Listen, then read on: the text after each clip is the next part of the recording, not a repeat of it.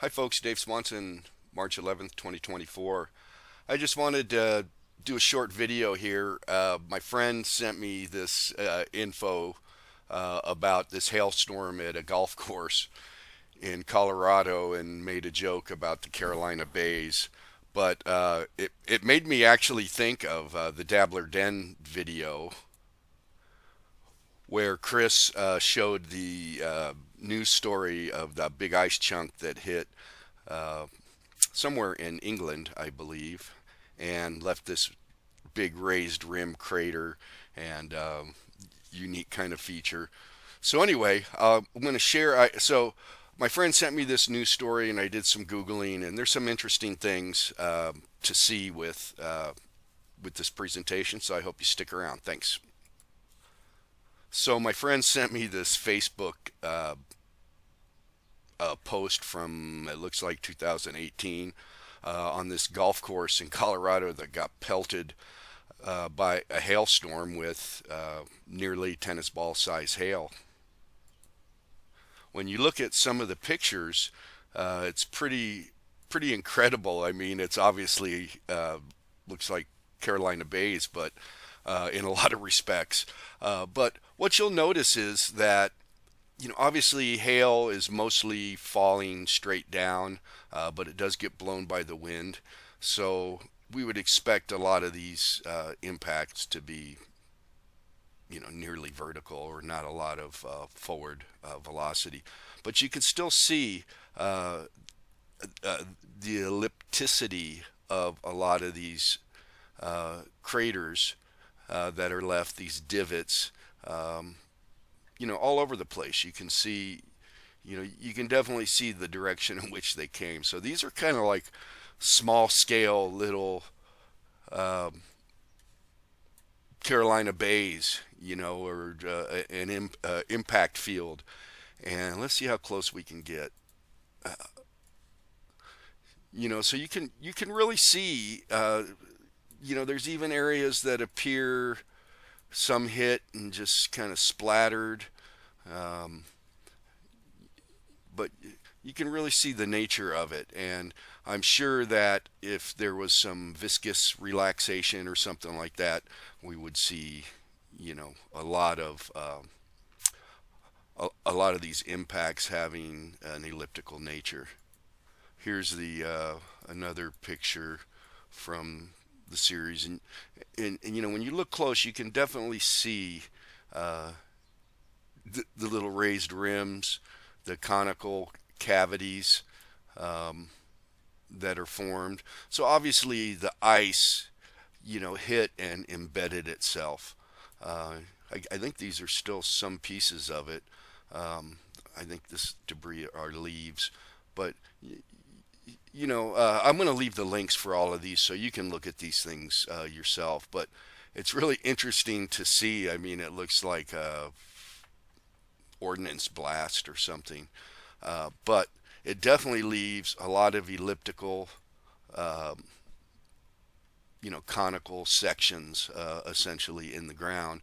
So obviously the projectile was, hard enough to survive the impact and embed itself, which is, you know, you would imagine hail is pretty dense. Here is the third photograph from that article or from that post, and you can still see, when you look at items like this, it's tough to tell, but there's definitely like lengthwise divots. There's raised rims. There's some of these look like they bounced. Some didn't embed completely, um, but it's kind of good evidence of what would happen if ice hits certain softer types of soil. Probably none of these were going faster than 100 miles an hour when they impacted. Then I was Googling around and found this other story, which I'll leave the link for. The golf course bounces back from Minnesota hailstorm. And that was from last year. And when you look at the all the little divots. Obviously, it wasn't quite as bad. It damaged the grass, but you can see a lot of like long streaks of of dead grass, kind of directionality almost. So that's kind of cool. There's a picture, I guess, when it happened. Uh, so probably about the size of the other hail um, from that previous article in Colorado. Um, this I thought this was interesting. So obviously, where the ground you can see there's if you look right in here, it looks like standing water. So this might have been saturated ground. There's even water here. Did it come from the ice melting? I don't know. But um, when it hit, it definitely made inclined, conical cavity, little raised rim. This chunk right here, it appears is all fractured and broken up like it had enough strength to impact and embed itself and then ended up being fractured. So I thought that was pretty interesting how um, you don't see that elsewhere. So the softer the soil, the deeper the impact. I think that's common sense. So then I found this other article that shows a golf course, mysterious chunk of ice falls from sky, creates a divot in regional Victorian golf green. So this is kind of interesting. If you look at this is a good little video. I'm not going to play it here. Just I don't own it. I'm just kind of showing you the article. The link will be down there. Uh, if you look at this, this is like the green, and then it's diving off. So this looks to me like it hit kind of coming in the direction that I'm showing right there. But it's pretty interesting when you look at what the impact crater. So that direction that I was showing is more or less from where my mouse is to this shovel. And you can see, if you watch the video, you can see all this debris out there. Um, he he said Mr. Knight thought it likely the ice had exploded on impact with chunks up to 50 meters away. So um, when you watch the video, you'll see that this was all like compacted, deeper ice, like they were digging ice away. It didn't just bounce out of the crater. A little deeper penetrations here, a little bit less here, kind of this ovular shape. Here's kind of the other picture. Obviously, the ice was um, not as strong. The ground wasn't as saturated. Maybe it was a little bit wetter here. Uh, and it did kind of impact on an uphill. Like I say, this is kind of going up from the bottom of this picture up to the green area. So it hit right on the edge, left this very interesting kind of impact feature. Here is right after they kind of dug the ice out of it to show where it hit. That's the ice they pulled out of the crater that was left. He said it was up to 20 centimeters deep. So, some of these portions were definitely deeper. You'll see when they pull out the chunk of ice, kind of pulled out like an icicle. But those could have been protrusions on the ice themselves, but pretty interesting. So we kind of see that there's, under certain conditions, you're going to get a deep penetration, kind of conical cavity um, with ellipticity if there's any, forward momentum or direction in the velocity. You also see maybe these bigger chunks of ice can hit and create these big divots. Uh, like what happened in this next story with this big chunk of ice that fell in this family's yard. And once again, I'll put the link for you to look at. I don't really want to go much further. They didn't really do a great job picturing the crater. You'll see when you watch the video. But once again, it seems like this, soft soil, the ice had enough strength to penetrate but fracture and impact.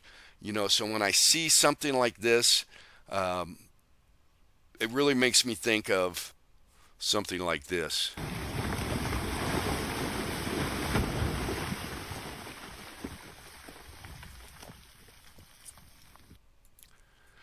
The kind of situation if the something was impactor was large enough, but still kind of brittle, it would kind of hit initially and make a crater, and then the debris would spread. And it's kind of cool. You can pretty much see the the dust cloud as it spreads.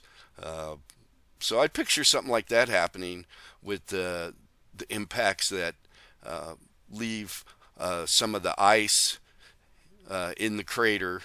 Obviously, it's not making much of a crater probably on the pavement. Maybe it did, but the the spread of the debris, the piles. I could see ice kind of behaving similar to this, especially large pieces of ice. And I think that's kind of shown with those other ice impacts. I was kind of goofing around in Blender, and I put in a cone, a cube, and a sphere, and kind of launched it, gave them some kind of elasticity, and just kind of launched them on a surface. And it's really not applicable to much other than you can kind of see how the forces would be transmitted in these different shapes. I'll go slow. You could see obviously there, I mean, common sense, there's forward momentum. It's interesting how this sphere forms these long stringy kind of variations in it. But no matter the shape, I let it make impact distortions on the sheet, and they basically look like that. If I give those little craters a background, you can see that the cube here, you have this flat impact on the cube. The cone more or less had a flat impact on the bottom of the cone and the sphere, but the fronts are all kind of elliptical on that. So I thought that was kind of interesting. Then I decided to kind of do something a little bit different, and in Blender, just to kind of visualize what would happen. This is not super correct. You see a couple little chunks flying down. But I made these little projectiles that are actually already fractured into a bunch of pieces. But anyway, I threw them down on the ground, and you can kind of just this is just help to visualize what's happening. I can't really make the impact into the ground is simulate regular ground that much. So but you can see it kind of makes sense, kind of like that rock that fell and the pieces spread. If you look at that same impact from the top, it looks, or those same impacts, kind of looks like this. And they just have so much momentum, they keep going. And like I say, I can't make this, pressure sensitive, so if these rocks even touch. But, you imagine that it's going to make an actual crater, and a lot of this is going to stay in each of these debris, and this is just a sphere, and these are some random rock shapes. At an early point, this is kind of elliptical, this is even elliptical. This one, which kind of hit on a sideways, becomes kind of semi-elliptical. So that's kind of interesting to see that. So it does appear that see different types of impact cratering depending on a variety of factors, including the physical size and strength of ice and the ground conditions that it impacts. And I would love to see somebody go out and make plaster casts of these impacts, and maybe get some samples of the ice preserved. It'd be very interesting to kind of do a study like that. Anyway, it's kind of nerdy, I guess.